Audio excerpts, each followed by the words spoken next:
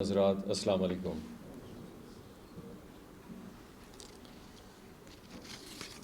اگر ہم نے آج اس دن کے حوالے سے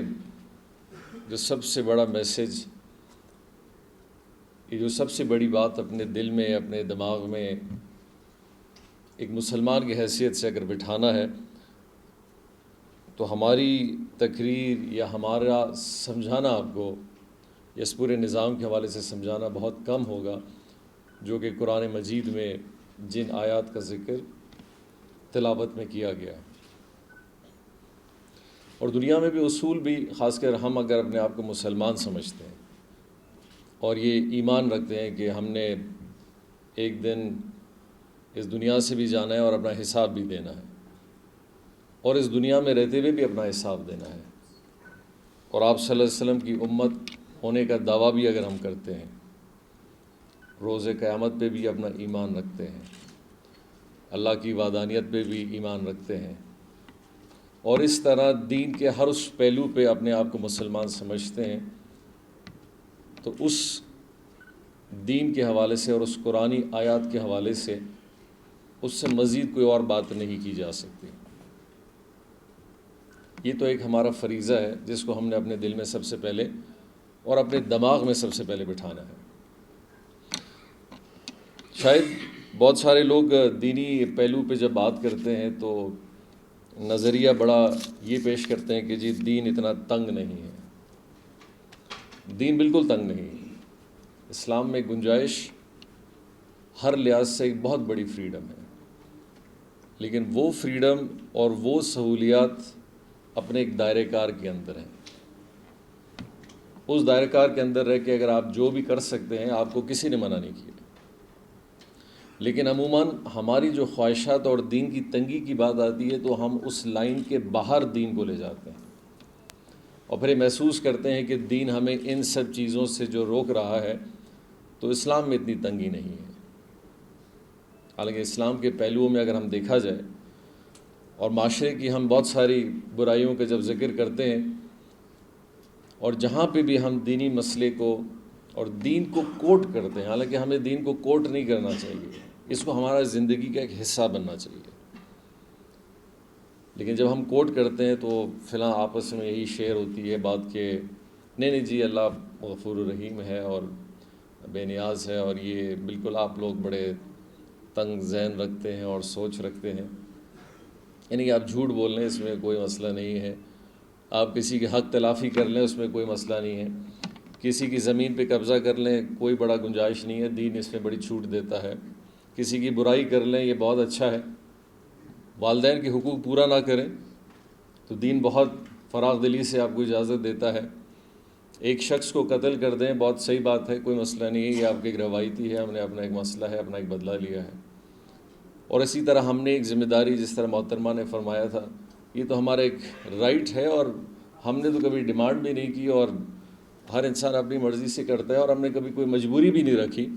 وہ خوشی خوشی آتا ہے اور ہمارے ساتھ ایک اچھا سلوک کرتا ہے، تو اس میں کیا قباحت ہو سکتی ہے۔ اور اسی طرح بہت ساری چیزیں ہیں جس کو ہم ذکر کرتے ہیں اور محسوس کرتے ہیں کہ دین کو اس میں بڑا کھلا ہونا چاہیے، حالانکہ وہ ساری چیزیں ہیں جو کم از کم ایک انسانی صورت میں ہم حق نہیں رکھتے کسی اور کے ساتھ اس طرح کا سلوک کرنے کا، اور جہاں یہ ساری چیزیں آپ کے معاشرے میں آہستہ آہستہ آپ سے جاتی ہیں تو یقینی طور پہ پھر آپ معاشرے کا ایک ایسا انسان یا فرد بن جاتے ہیں کہ پھر آپ کو کوئی چیز برا یا نامناسب نہیں لگتی، کیونکہ ہم عموماً محسوس کرتے ہیں کہ یہ پارٹ آف لائف ہے، اور پارٹ آف لائف ہے اور معاشرے کا حصہ بن چکی ہے، اور ہم نے بھی اسی طرح اسی معاشرے میں چلنا ہے، اور ہم کوئی ایسی چیز نہیں کر رہے جو ہمیں معاشرے میں لوگ برا بلا سمجھیں جس میں۔ لیکن ایک بات جس کو ہم بہت آسانی سے بھول جاتے ہیں کہ اس تندرست جان نے ایک دن ضعیف بھی ہونا ہے، کہ جو ہمارے قوت، ہمارے ہاتھوں کی جو قوت ہے اور ہمارے جو دل کی قوت ہے، جسے ہم انگریزی میں مسل پاور کہتے ہیں، اس مسل پاور نے ایک سٹیج کے بعد کمزور بھی ہونا ہے۔ میں آج جوان ہوں، مجھ سے اور جوان ہیں، ابھی آج ہمارے ایک ایم پی اے صاحب بیٹھے ہیں، یہ بہت جوان ہیں، تو ان کے جذبات، اور اسی طرح بہت سارے آفیسرز جوان بیٹھے ہیں، تو ان کے جذبات، ان کی قوت بہت زیادہ ہے، بہت کچھ کر سکتے ہیں، اور وہ اندر کی جو ایک قوت ہے وہ ان کو وہ طاقت دیتی ہے کہ وہ چیلنج کریں، فزیکل چیلنج بھی کریں، مینٹل چیلنج بھی کریں، اور برداشت بھی کریں، کیونکہ کر سکتے ہیں۔ لیکن اسی ہال میں کچھ ایسے بھی لوگ بیٹھے ہیں جو اس جوانی کے سے ایک سٹیپ آگے نکل گئے ہیں، جن کے ابھی 10-15 سال کی ایج کے ان کے بچے ہیں، تو ان کی قوت اس سٹیج کے بعد تھوڑی اب کمزور ہو گئی ہے۔ اب وہ کم از کم یہ محسوس کرتے ہیں کہ ہم معاشرے میں اس طرح کا ایک بیہیویئر رکھیں کہ ہم پہ اگر کوئی کام آئے گا تو ہمیں اس کو برداشت کرنے کی سخت ہونی چاہیے، ہم ابھی ہیڈ آن نہیں جا سکتے، اور گزارا کریں گے اپنی عزت اور اپنی صحت اور اپنی سب چیزوں کو بچانے کا۔ پھر کچھ لوگ ایسے بھی بیٹھے ہیں کہ جن کے اپنے 10-15 سال کے بچے یا بچیاں نہیں ہیں بلکہ پوتے اور نواسیاں ہیں، اور اس ایج کے جو فیکٹر کے لوگ ہیں وہ اب اپنی زندگی کے اس مرحلے میں پہنچ گئے جہاں پہ یہ ساری قوتیں آہستہ آہستہ جواب دے جاتی ہیں۔ اور جو سب سے بڑی چیز ہے جو انسان کو اس سٹیج میں بہت کمزور کرتی ہے، وہ فزیکل نہیں ہے، وہ دل کا کم دھڑکنا نہیں ہے، وہ بیماریوں سے مزید بیمار ہونا نہیں ہے، بلکہ کسی اسپتال میں پڑنا نہیں ہے، بلکہ وہ کیفیت ہے جو اس کے دماغ کے اندر گھوم رہی ہوتی ہے کہ میں آج اپنی زندگی کے 70 سال 75 سال کی سٹیج پہ پہنچ چکا ہوں، اب میں کیا کر سکتا ہوں آگے۔ اور اس سٹیج پہ اگر ایک کسی شخص نے اپنی پوری زندگی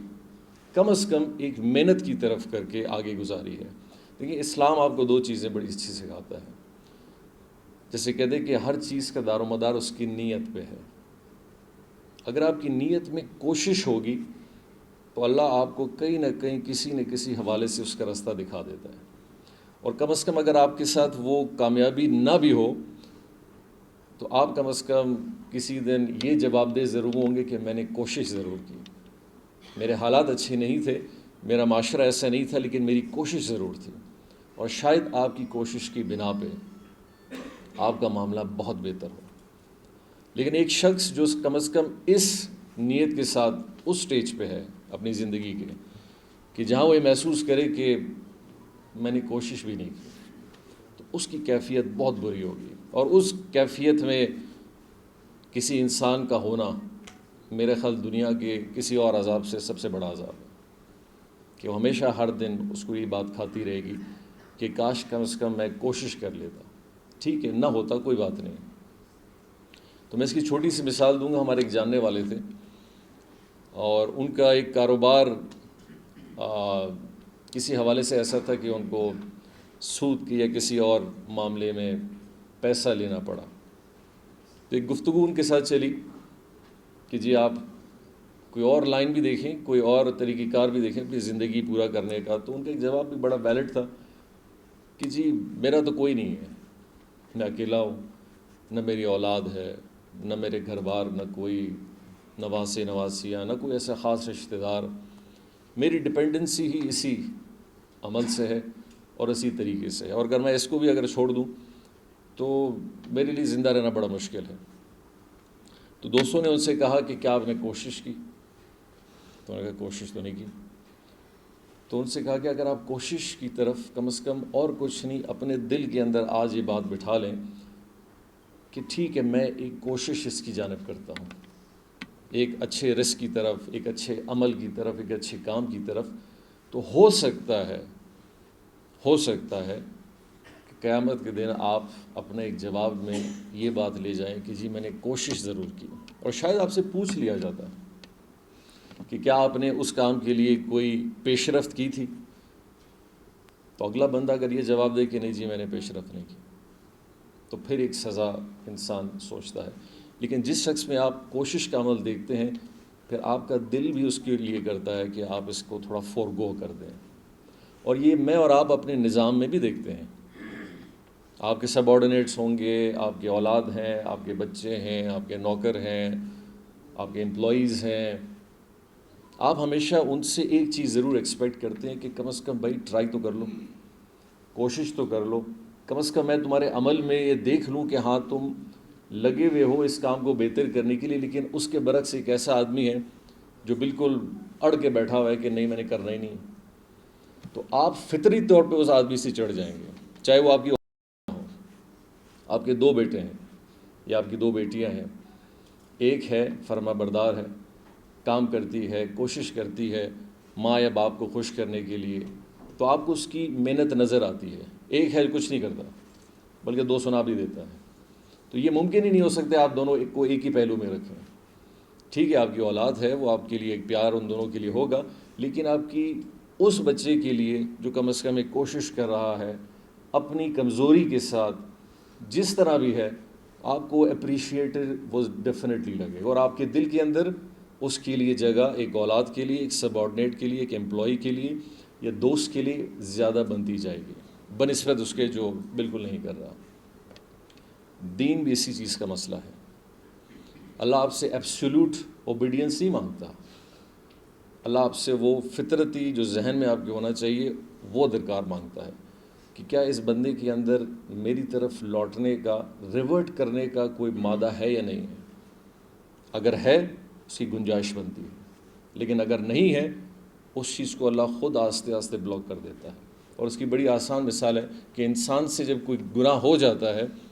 تو ایک ڈاٹ کی صورت میں، ایک کالے ڈاٹ کی صورت میں اس کے دل میں ایک نشان پڑ جاتا ہے، پھر آہستہ آہستہ وہ ڈاٹ انکریز ہوتا جاتا ہے۔ تو ایک طرح سے ہم اپنی کیپیسٹی کو خود بند کر دیتے ہیں، اپنے آپ کو اتنے میل پریکٹسز میں ڈال کے۔ لیکن اگر ہمارے اندر ریورٹ ہونے کا اگر ایک سسٹم پیدا ہو جائے، غلطی آپ سے ہوگی، انسان سے ہی ہوگی، اور اسی انسان کو اشرف المخلوقات کا جو درجہ ملا ہے اسی بنیاد پہ ملا ہے اور کوئی بنیاد نہیں ہے، کہ آپ کی جو خمیر ہے اس کو اللہ نے بنایا ہے مسٹیک کے لیے۔ یہ بڑی عجیب سی چیز ہے کہ جب اللہ نے تخلیق انسان کا کیا، بنایا، تو ایک بڑی سمپل مثال ہے، ہم آپ دنیا میں کچھ چیزیں بناتے ہیں، کچھ کھانا بناتے ہیں، کچھ معاملہ بناتے ہیں، کچھ کام کرتے ہیں، تو ایک زمین اگر ایسی ہو جو بالکل کلر ہو، پانی بھی کھارا ہو، بیج بھی ایکسپائرڈ ہو، موسم بھی اچھا نہ ہو، اور آپ بولے نہیں میں بیج لگاؤں گا یہ ابھی درخت یا فصل بن کے نکلے گا، تو اگلا کہے گا جی ہو ہی نہیں سکتا۔ تو بولے گا کیوں نہیں ہو سکتا؟ بولے گا جی پانی بھی تمہارا کھارا ہے، زمین بھی تمہاری کھاری ہے، کلر ہے، بیج بھی نہیں ہے اور سیزن بھی نہیں ہے، تو یہ کیسے نکلے گا؟ یہ بولے گا نہیں میں نکال کے دکھاتا ہوں، تو ذہن ایکسیپٹ نہیں کرتا۔ تو آپ کی اور ہماری تخلیق بھی ماشاءاللہ ایسی ہی ہے کہ فرشتے اس بات پہ اسی لیے تعجب میں تھے کہ یہ انسان تو کام اچھا کرے گا نہیں، ہو ہی نہیں سکتا، کیونکہ اس کا سٹرکچر ایسا نہیں ہے، اس کا جو انگریڈینٹ ہے وہ بنا ہی نہیں اچھے کام کے لیے۔ یہ دنیا میں جائے گا، فساد کرے گا، لڑے گا،